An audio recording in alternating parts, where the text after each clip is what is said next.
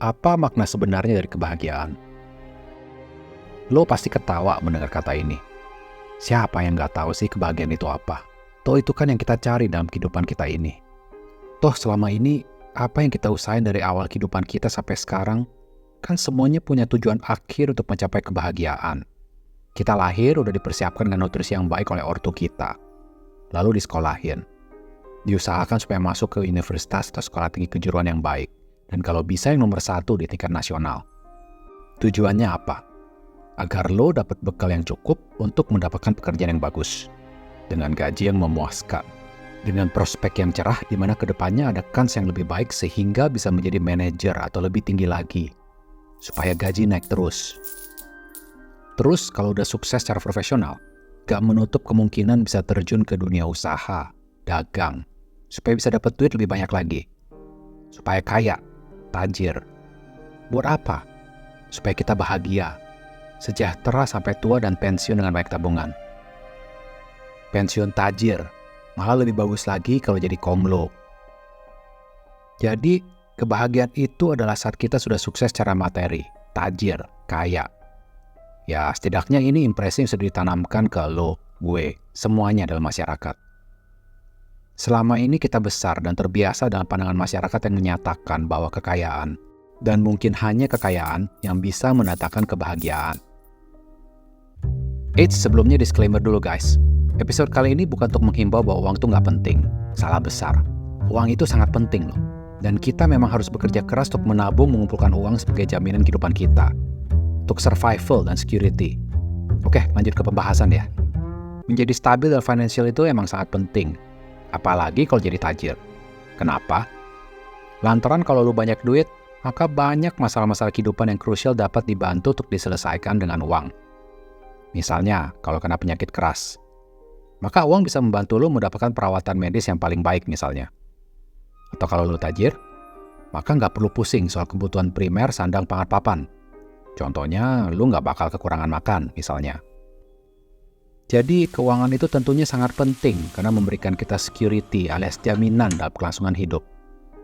Namun yang bakal kita bahas kali ini adalah walaupun duit memberikan kita security, bukan berarti bahwa duit bakal memberikan kita kebahagiaan atau ketenangan hidup loh.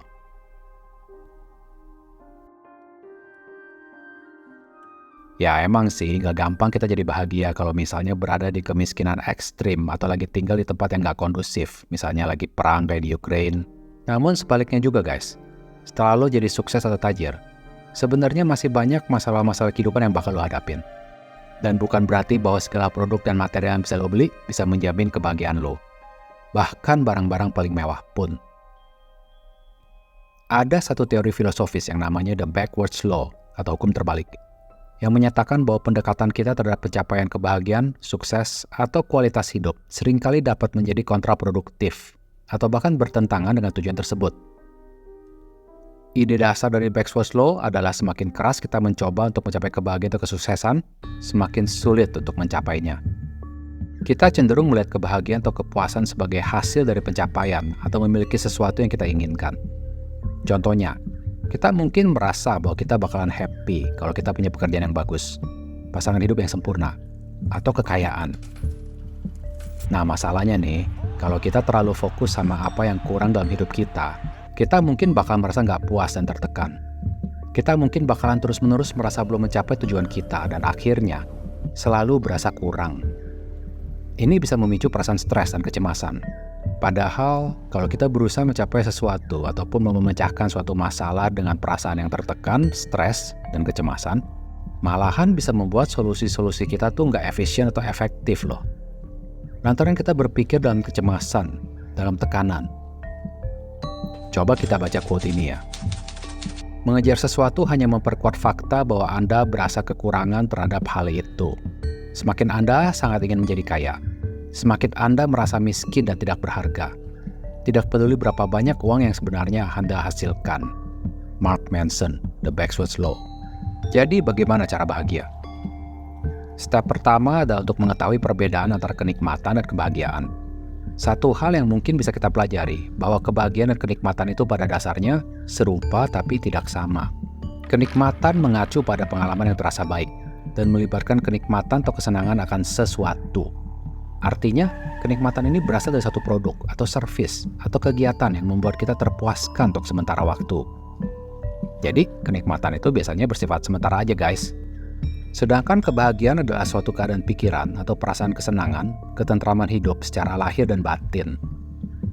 Dasar dari kebahagiaan ini lebih dari dalam diri kita sendiri, internal. Jadi kebahagiaan itu lebih bisa dipertahankan dengan stabil, dengan catatan kita memiliki pandangan dan perilaku yang sesuai untuk mempertahankannya. Jadi kalau lu udah jadi konglo, lu bisa beli Ferrari, Lamborghini, pakai jam Rolex, tas Hermes, beli rumah super gede di Pondok Indah, jalan-jalan keliling Eropa, apalagi lo bisa membanggakan diri atas pencapaian material lo di hadapan teman-teman atau lingkungan keluarga lo. Ini semua memberikan kita kenikmatan tersendiri, yang bersifat sementara saja. Step kedua adalah untuk mengembangkan anti-fragile personality dalam diri kita. Anti-fragile personality atau kepribadian anti rapuh adalah sebuah konsep yang diperkenalkan oleh Nassim Nicholas Taleb dalam bukunya Anti-Fragile: Things That Gain from Disorder. Orang-orang seperti ini tidak hanya bertahan menghadapi kesulitan, ketidakpastian, dan perubahan, namun juga tumbuh lebih kuat dan lebih mudah beradaptasi karena tantangan-tantangan ini. Mereka dapat bertahan dan bahkan berkembang dalam berbagai kondisi dan situasi, menunjukkan ketahanan, kemampuan beradaptasi, dan fleksibilitas yang tinggi. Orang dengan kepribadian anti-fragile cenderung lebih bahagia dibandingkan orang lain, karena mereka memiliki sifat dan kebiasaan yang memungkinkan mereka menghadapi tantangan dan ketidakpastian hidup yang lebih efektif. Dorongan mereka yang terus-menerus terhadap pertumbuhan pribadi berkontribusi pada kemampuan mereka menemukan kebahagiaan dalam berbagai situasi. Bagaimana cara mengembangkan anti-fragile personality? Taati 3 pedoman hidup ini. Yang pertama adalah belajar untuk tidak takut pada perubahan, belajar menerima perubahan. Ini dapat membawa lo pada kehidupan yang lebih memuaskan.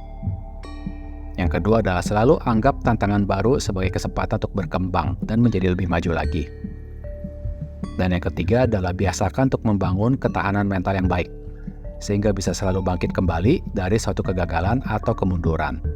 Step ketiga adalah walaupun kita tetap dan selalu tekun dan bekerja keras untuk mencapai tujuan kita tidak terobsesi secara berlebihan untuk mendapatkannya. Coba kita dengarkan quote ini. Terimalah ketidaksempurnaan dan Anda akan merasa sempurna. Cobalah untuk menjadi sempurna dan Anda tidak akan pernah sempurna. Menerima pengalaman negatif akan menjadi pengalaman positif. Namun melawan pengalaman negatif akan membuat Anda menderita 2 kali lipat. Saat Anda mencoba untuk tetap berada di permukaan air, Anda akan tenggelam. Tapi saat kamu mencoba tenggelam, kamu akan terapung. Ketidaknyamanan adalah hasil dari obsesi kita untuk menjadi nyaman. Alan Watts. Contoh sederhana adalah ketika lo mencoba sekuat tenaga untuk tertidur. Lo malahan lebih tegang gak bisa tidur. Saat lo lepas obsesi lo untuk tidur, baru lo lebih rileks dan tertidur. Saat lo terobsesi untuk menjadi kaya, dan lo berupaya keras buat jadi tajir, malahan lo bakalan berasa kok susah banget ya sampai ke tujuan itu, menjadi sukses dan tajir. Makin dikejar rasanya makin jauh. Coba kita ubah mindset kita. Kita tetap berupaya keras dan tekun untuk menjadi kaya, namun secara mental tidak terobsesi menjadi tajir. Seperti yang co-founder Apple, Steve Wozniak pernah bilang, jangan terlalu pikirkan perusahaan akan seperti apa ke depannya.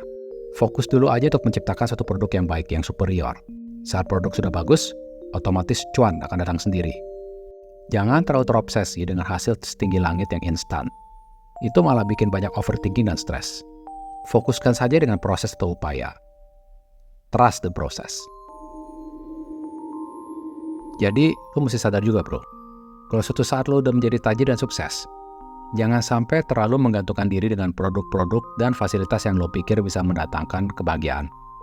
Lo boleh cobain punya mobil baru, atau rumah besar, atau yacht mewah, untuk ngerasain sensasi kenikmatan yang belum pernah lo rasain saat sebelum setajir ini. Namun selalu ingat, bahwa kebahagiaan sejati datangnya dari dalam diri lo sendiri. Apakah lo bakal stabil secara mental, atau akan terus gelisah? Itu dari mindset lo sendiri. Dan lo bisa latih atau biasakan. Biasakan bersyukur. Salam bahagia dan sejahtera dari alam dan jiwa.